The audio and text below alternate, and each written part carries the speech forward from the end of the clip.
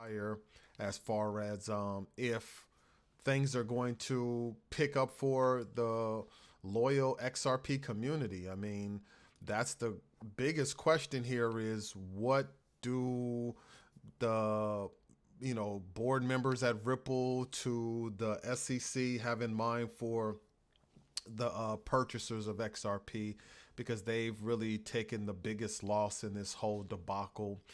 Yeah, you can lose on any cryptocurrency. I get it. Buyer beware. There is regulation, but there isn't regulation. How we test all these things, but it's truly the wild, wild west out here, as everyone can see. And so, with there being tens of thousands of coins and coins being minted every day, where's the regulatory force that's really standing by the people? And when you have a company like Ripple who has a substantial backing behind them with working with the banks and everything. It wasn't a thing to whether the SEC should have sued them or not sued them. It's the thing to whether while the lawsuit was going on, the SEC should have had something in place to where those people that invested were paid, a certain amount, $589 per month or however that works, and really looking out for the people. I'm not really sure how that would have looked. Would that have been in some type of stimulus program that the government put out? Who knows? But when you call yourself an agency that protects the people, the consumer, then you want to back that up by protecting our wallets, maybe. That's just my 2 cents on it. I don't want to get into any smoke.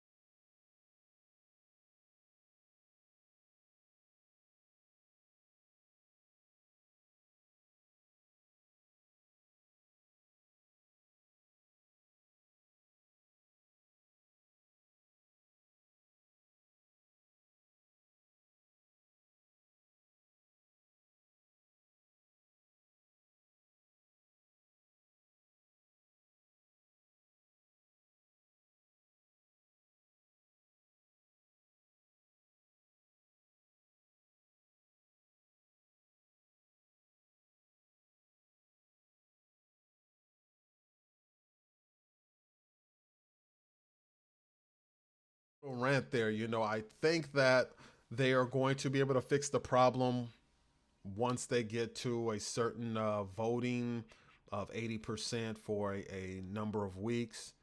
And it's just, yeah, you definitely want them to be more engaged in what the consumer, the XRP consumer has been dealing with, to support their brand, to support their mission, to support their cause, to maintain a level of tokens being in circulation, and to begin to profit off of that.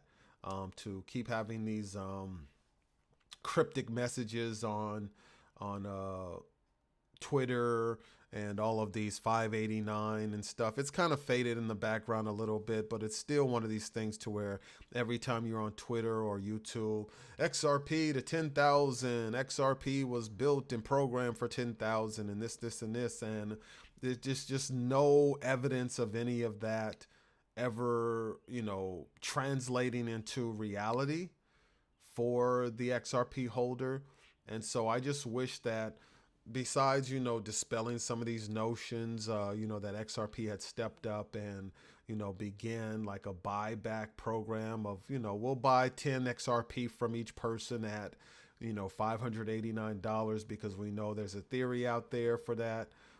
If you can afford to pay the SEC $2 billion back, then you can definitely afford to look out for your bottom line, aka XRP investor, XRP holders, XRP consumer, the same, and with the same level of veracity. That's just my 2 cents on it. Call me crazy, call me, a little bit overzealous as far as, or over anxious to get to the end of this lawsuit to see the real price of XRP realized in the public market. But I'm ready, and I'm pretty sure that I can speak for others to say that we've endured enough. If there is some price that's above what we've invested in, that can comfortably set us on easy streak, then by all means, we're game for it. We've signed up for it. We've had our popcorn and watched from the sidelines this whole lawsuit go on. And now we're just, ready to take our spoils and retire comfortably, or at least put money in the bank to move towards retiring, whichever, comes first. And so, if Brad Garlinghouse happens to see this, if Chris Larson happens to see this, or Jeb McCaleb, or, David Schwartz, I don't mean any disrespect. You can definitely hire me for any type of musical endeavors that you may undertake.